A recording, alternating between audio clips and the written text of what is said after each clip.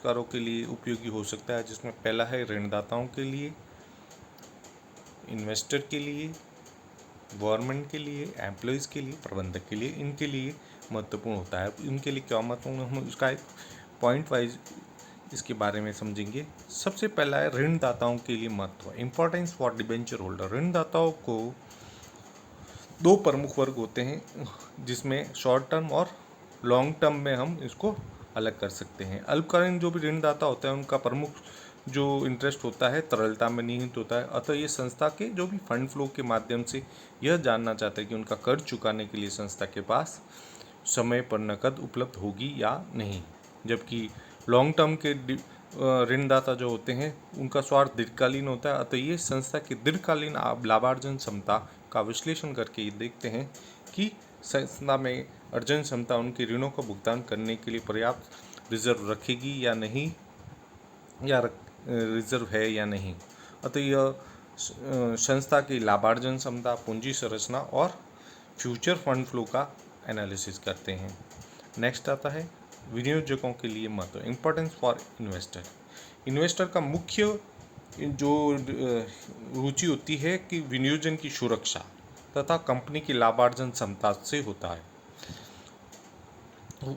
के संबंध में वो अपनी धारणा बनाता है। विनियोजक इस कार्य के लिए ईपीएस की गणना करते हैं, प्रति अंश लाभांश की गणना करते हैं तथा इस लाभांश को अंश के बाजार मूल्य से तुलना करके यह अनुपात ज्ञात करते हैं। अतः इन्वेस्टर का मुख्य ध्यान प्रमुखतः कंपनी की लाभार्जन क्षमता शक्ति पर केंद्रित रहता है।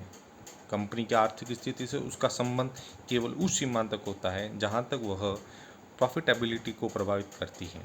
विनियोजक के अतिरिक्त कंपनी के पिछले वर्षों में रही सेल्स का क्या ट्रेंड रहा है, कंपनी का उद्योग में, इंडस्ट्री में क्या स्थान रहा है, आदि आंकड़ों का भी वह अनुपात निकालकर अध्ययन करते हैं। नेक्स्ट पॉइंट आता है गवर्नमेंट के लिए, सरकार के लिए महत्व। सरकार फाइनेंशियल पॉलिसी के संचालन के लिए फाइनेंशियल एनालिसिस एक कंपनी से दूसरी कंपनी तथा उद्योग से तुलना में सहायक होते हैं। लाभार्जन अनुपात और आवर्त अनुपात सरकार के लिए विशेष महत्व रखते हैं। नेक्स्ट आएगा इम्पोर्टेंस फॉर एम्प्लॉयज़, कर्मचारियों के लिए महत्व। कर्मचारी वर्ग संस्था की प्रॉफिटेबिलिटी व फाइनेंशियल कंडीशन में विशेष रुचि रखते हैं। कंपनी के आय कम होने पर कम से कम इतनी अवश्य होनी चाहिए कि उनको भुगतान करने में कठिनाई न हो। कर्मचारी तथा श्रमिक वर्ग अपनी मजदूरी में वृद्धि की मांग फाइनेंशियल एनालिसिस के परिणामों को ध्यान में रखकर ही कर सकते हैं और नए वेतनमानों के निर्धारण में भी उद्योग की आर्थिक स्थिति को भी ध्यान में रखा जाता है। नेक्स्ट पॉइंट आएगा फॉर मैनेजमेंट, प्रबंधकों के लिए महत्व। एक इफेक्टिव प्लानिंग प्रभावशाली नियोजन नियंत्रण संस्था के प्रबंध की रुचि प्रत्येक वित्तीय पहलू में होती है। प्रबंध को विभिन्न पूंजीदाताओं को संतुष्ट करना होता है तथा बाह्य पूंजी प्राप्त करने और मोलभाव करने की शक्ति में वृद्धि करनी होती है। अतः वह अपने वित्तीय विश्लेषण में कैपिटल स्ट्रक्चर, लिक्विडिटी, आवर्त अनुपात, प्रॉफिटेबिलिटी आदि सभी बातों का समावेश करते हैं। वित्तीय विश्लेषण के माध्यम से प्रबंधक अपनी पॉलिसी व डिसीजन को भी प्रभावशीलता माप सकते हैं और नई नीतियों और टेक्निक के धारण के औचित्य का निर्धारण कर सकते हैं तथा स्वामियों को अपने प्रबंधकीय प्रयत्नों का प्रमाण दे सकते हैं। तो यह है इम्पोर्टेंस। फिर आता है कि वित्तीय विश्लेषण की इतने उद्देश्य और इतने महत्वपूर्ण होने के बाद भी कुछ सीमाएं होती हैं जिनको हम 3 पॉइंट द्वारा समझ सकते हैं। तुलना का उचित आधार नहीं, फाइनेंशियल स्टेटमेंट एनालिसिस के आधार पर जो भी निर्णय लिए जाते हैं उनकी तुलना एक निश्चित स्तर से की जाए। कोई स्टैंडर्ड निश्चित नहीं किया जा सकता क्योंकि परिस्थितियां एक उद्योग से दूसरे उद्योग में बदलती रहती हैं। मूल्य स्तर परिवर्तन की अवहेलना, change in price level. Financial statement के एनालिसिस से जो भी निष्कर्ष निकाले जाते हैं पिछले वर्ष की तुलना के आधार पर निकाले जाते हैं। तुलना में मूल्य में परिवर्तन के कारण अर्थहीन हो जाती हैं। वित्तीय विवरण में जो भी सूचनाएं प्रस्तुत की जाती हैं वह मुद्रा में प्रकट की जाती हैं। जिन्हें हम स्थिर मानते हैं, लेकिन रियलिटी में मूल्य स्तर में परिवर्तन होने के कारण मूल्य स्थिर नहीं रहते हैं और बदलते रहते हैं। नेक्स्ट पॉइंट है मानव तत्व के अधीन, subject to human element. Financial statement analysis विश्लेषक के हाथों में एक उपकरण है जिसका उचित प्रयोग उसकी योग्यता, कुशलता और काफ़ी लंबे अनुभव पर निर्भर करता है। इस प्रकार यदि एनालिसिस करने वाला ईमानदार और पक्षपात रहित नहीं है तो उसके द्वारा निकाले गए निष्कर्ष भी काफ़ी भ्रमपूर्ण हो सकते हैं। नेक्स्ट पॉइंट है विश्वसनीयता में कमी, लेसर रिलायबिलिटी।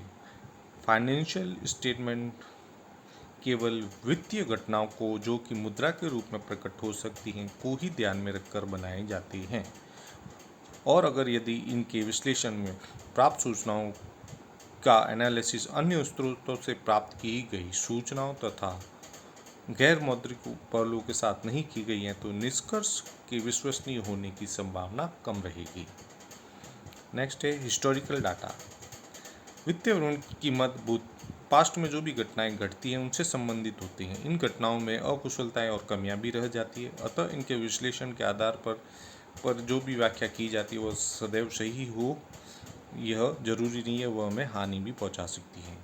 नेक्स्ट है चेंजिंग इन सिचुएशन, परिवर्तनशील परिस्थितियाँ। वित्तीय विवरण व्यवसाय की एक निश्चित तिथि को फाइनेंशियल कंडीशन बताता है, लेकिन कंपनी वास्तविक स्थिति निरंतर बदलती रहती है। नेक्स्ट पॉइंट है भ्रामक निष्कर्ष। वित्तीय विवरण में विशेष रूप से चिट्ठे, लाभ हानि और ऊपरी दिखावटी का प्रयोग किया जाता है, तो इन वित्तीय विवरणों के विश्लेषण पर जो आधार पर निष्कर्ष निकाले जाएंगी वह भ्रमपूर्ण ही रहेंगी। नेक्स्ट पॉइंट है भिन्न भिन्न कंपनियों की दशा में अंतर। दो कंपनियों में काम करने की प्रणाली, प्रबंध, व्यवसाय, अकाउंटिंग, प्रबंध दृष्टिकोण अलग अलग हो सकते हैं तथा एक वर्ष के कार्य का निष्पादन का प्रभाव डालने वाले कारक अगले वर्ष बदल सकते हैं, अतः इनकी तुलना अर्थहीन होगी। नेक्स्ट एंड लास्ट पॉइंट अपूर्ण सूचनाएं, इनकम्प्लीट इंफॉर्मेशन। विश्लेषण हेतु सूचनाएं नहीं मिल पाती हैं, अतः पूर्ण सूचनाओं के अभाव में लिए गए निर्णय विश्वसनीय नहीं होते हैं तथा तुलना के लिए उपयोगी नहीं माने जाते हैं। ये वित्तीय विश्लेषण के प्रकार आप चार्ट द्वारा समझ सकते हैं। वित्तीय विश्लेषण को निम्न दो आधारों पर वर्गीकृत किया जा सकता है। वित्तीय विश्लेषण में प्रयुक्त सामग्री के अनुसार, कार्य प्रणाली के अनुसार। प्रयुक्त सामग्री के अनुसार आंतरिक या बाह्य, और कार्य प्रणाली के अनुसार क्षैतिज और लंबवत। धन्यवाद।